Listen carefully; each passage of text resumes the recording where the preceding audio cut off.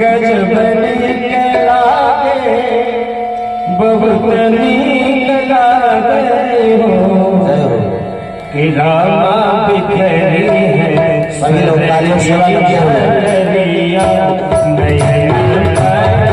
सुंदर हो रामा बिखरी है सबकी झरिया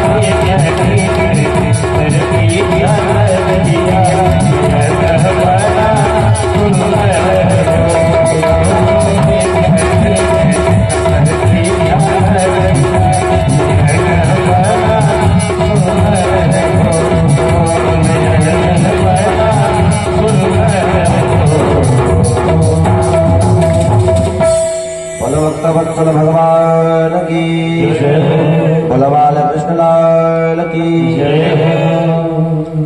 अब कन्हैया 3 वर्ष के हो गए हैं तो कन्हैया नंद बाबा के महल से बाहर भी जाना प्रारंभ कर दिए और उनके 2-4 सखा भी बन गए हैं। आज कन्हैया अपने समस्त सखाओं के बीच बैठे हुए थे। मधुमंगल को देखा, श्री रामा को देखा, सारे सखाओं को देखा। भैया तुम सभी 1.5 हड्डी के बने पड़े हो, तुम्हारे घर माखन दूध दही बनता होता है, इस सबको खाते पीते क्यों नहीं भाई? मधुमंगल ने कहा भैया कन्हैया तेरे घर तो 2.25 लाख गाय है, तू खूब खा, हमारे घर 2-4 दसई है, तो भैया सारे दूध को दही को माखन को ले जाकर के मथुरा बेच आती है, हमको तो मिल भी नहीं करता। कन्हैया ने कहा अरे भैया गाय की सेवा करने के टाइम हम ब्रजवासी और माखन की बात आए, दही की बात आए, दूध की बात आए, उसके टाइम मथुरावासी, ये नहीं चलेगा। एक काम करते हैं, हम सभी माखन जरूर पाएंगे, हम लोग दूध दही जरूर खाएंगे पिएंगे। सबने कहा कैसे भैया? कन्हैया ने कहा कि आज से हम लोग अपने हिस्से का माखन दूध दही सब चोरी करके ले लेंगे, अपने हिस्से का हम लोग ले लेंगे। सबने कहा अरे भैया कन्हैया इतनी बड़ी बाप का बेटा हो करके चोरी करना सिखा रहा है हम सबको। कन्हैया ने कहा देखो भाई आज हमारी समिति बन रही है बाल गोपाल चौर विद्या प्रचार मंडल, इस समिति का अध्यक्ष है हम, और चोरी का सबसे पहला नियम यही है कि चोरी सबसे पहले अपने घर से शुरू करी जाए। एक काम करो तुम सभी अपने अपने घर चोरी करके आओ, कल अपना अनुभव हमें बताओ, तब उसके आधार पे आगे की योजना बताई जाएगी, बनाई जाएगी, लागू करी जाएगी। मधुमंगल ने कहा दादी के 51 सोमवार का व्रत किया, मेरी मैया ने तो जाकर के मेरा प्राकट्य हुआ तो मुझे चोरी करना सिखा रहा है। कन्हैया ने कहा सीधे से जाकर के जो कहा है उसे करके आओ। सारे बाल सखा गए तो दूसरे दिन किसी की आंख काली, किसी के गाल लाल, सब लोग खूब पीट पीट करके आए। कन्हैया ने कहा अरे भैया ये सब क्या हुआ? सखाओं ने कहा दादी के जो करना करने भेजा था उसी का परिणाम है।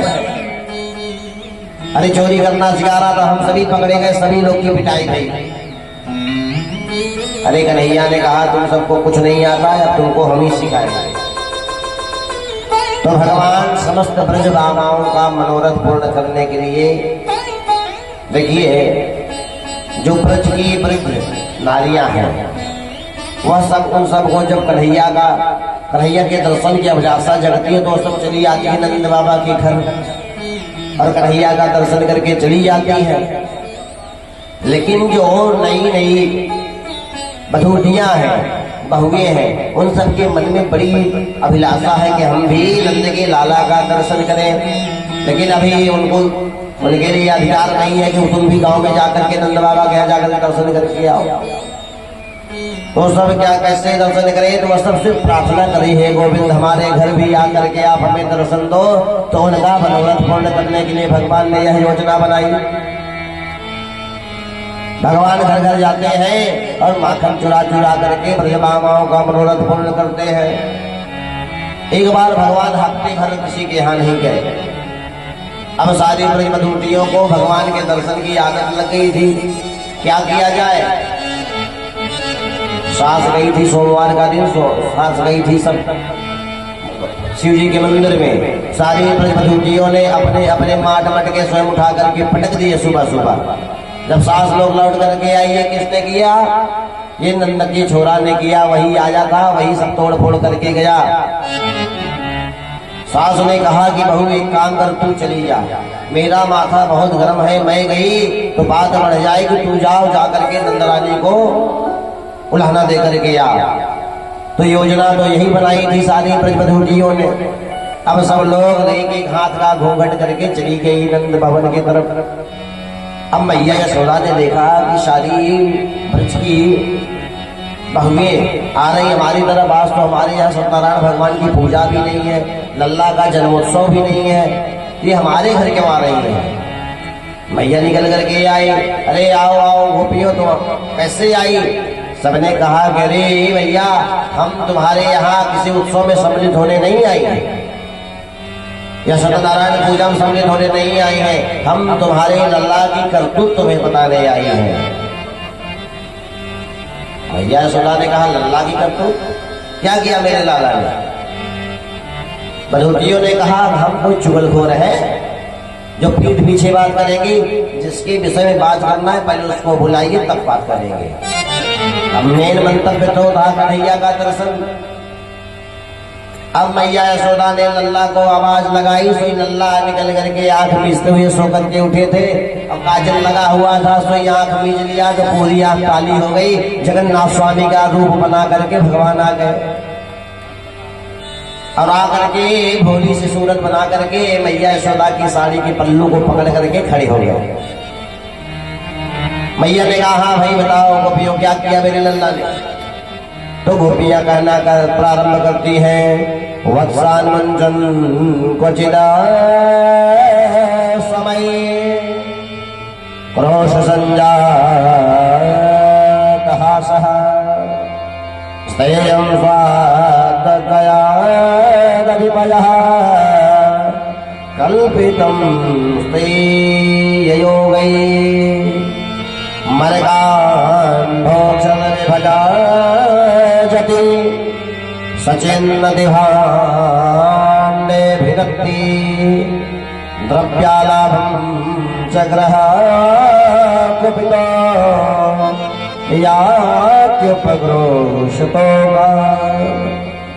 गोपियों ने कहा, अरे मैया, ये तुम्हारा जो लल्ला है ना, बहुत उधम मचाता है, पूरे नंदगांव को अपने सर पर उठा करके रखा है। देखने में 1.5 बीटे का है, 1.5 हाथ की दाढ़ी अंदर है इसके पेट में।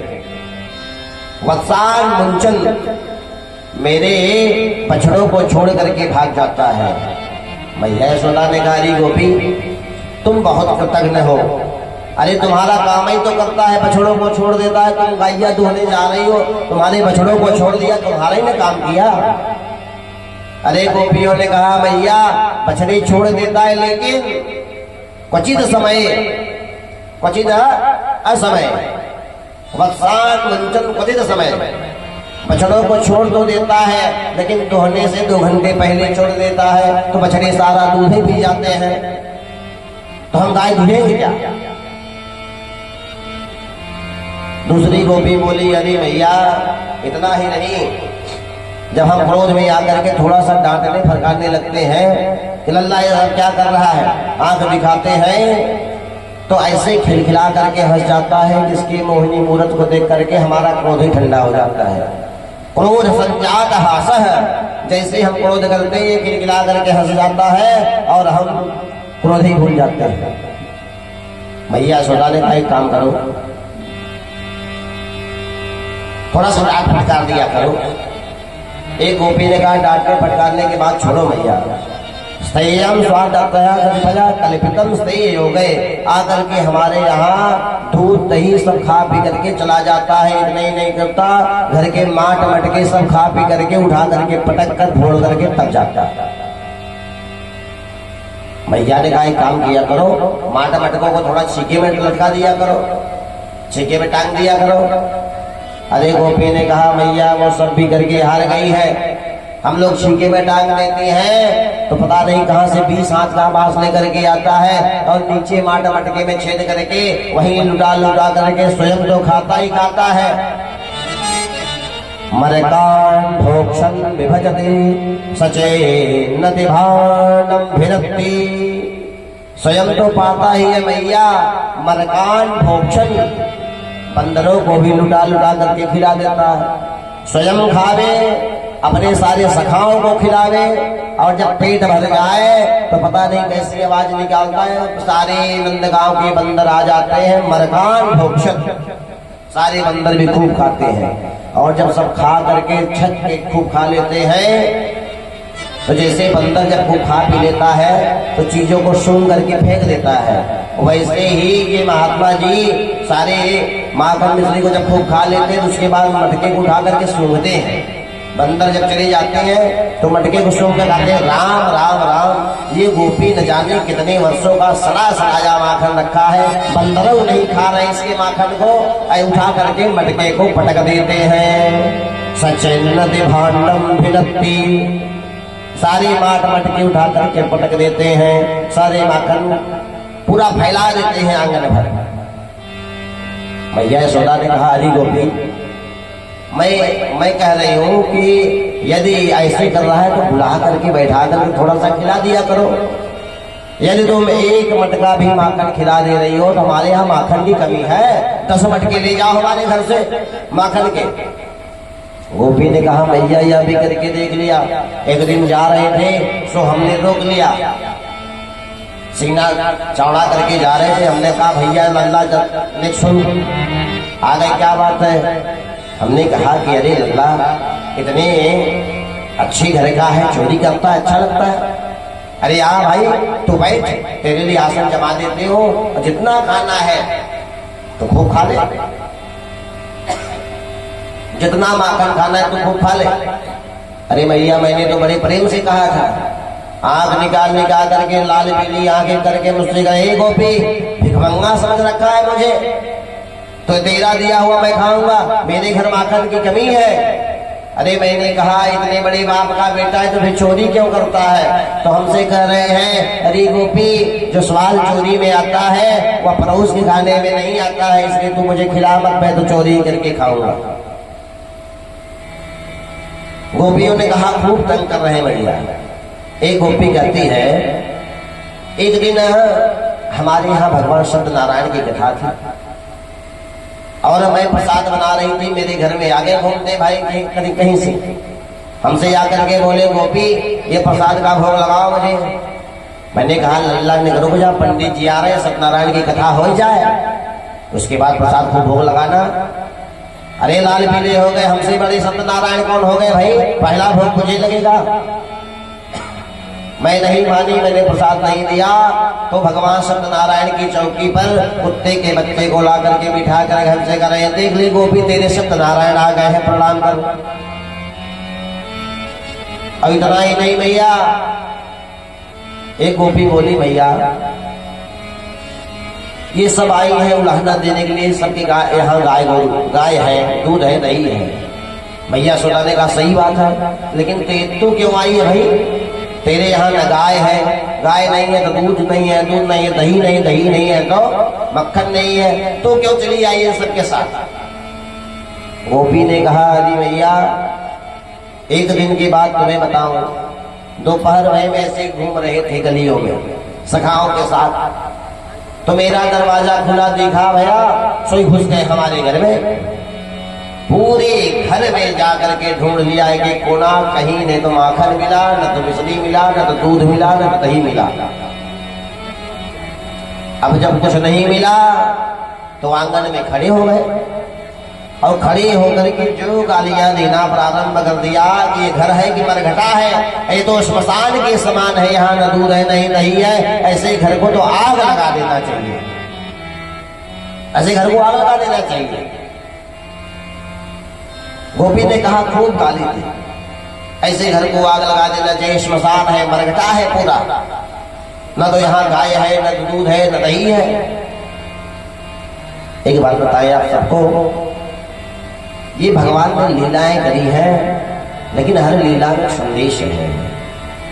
मानो ये लीला करके भगवान ने हम सबको संदेश दिया, जिस घर में गौ सेवा नहीं होती है वह घर श्मशान के समान है। हर सनातनी के घर में गौ सेवा अवश्य होनी चाहिए। गोपी ने कहा खूब गाली दिया, गाली देके जा रहे थे तो देखा एक कक्ष में मेरी बिटिया सो रही थी। अब मेरी बिटिया सो रही थी खटिया पे, मेरी बिटिया की चुटिया थोड़ी बड़ी, तो चले गए कमरे में और कमरे में बिटिया की चुटिया खटिया की पटिया से बांध दिया। अब बिटिया की चुटिया खटिया की बटिया से बात करके कान में जोर से हवा बोल करके भाग गए। अरे जब बिटिया मैया बचाओ हवा पकड़ लिया, मैया बचाओ हवा पकड़ लिया करके रोने लगी भागते हुए। तो मैंने देख लिया, मैं दौड़ करके गई, बिटिया कोई हवा नहीं है, ये तो नंद का छोरा है जो पूरे नंद गांव में हवा बना डोल रहा है। एक गोपी बोली, मैया एक दिन आई हमारे घर, पतिदेव का जन्मदिन था, पतिदेव का जन्मदिन था। हमने बोले कि भाई माता गणपति खिलाओ, हमने कहा भोजन कर ले रहे हैं उसके बाद खिलाते हैं। नाराज होकर चले गए। रात्रि में पता नहीं कब आए और आकर के हमारे पतिदेव की दाढ़ी से हमारी चुटिया को बांध करके चले गए। अब रात्रि में स्वामी जी को लगी प्यास, तो हमको बोले कि लेके आओ जल पीना है। अब हम उठे तो मेरी चुटिया बनी दाढ़ी से। हमने कहा क्या कर रहे हैं? तब उनकी दाढ़ी खींचे तो वो कर रहे क्या कर रहे हैं? कमरे में अंधेरा, अंधेरे के चक्कर में उनकी सारी दाढ़ी उभर करके हमारी चुटिया में लिपट गई। इतना तो ऊधम मचाया करे हैं। सारी गोपियां एक साथ शिकायत करती है मैया यशोदा से, अरे कंकड़िया से मटकी खोले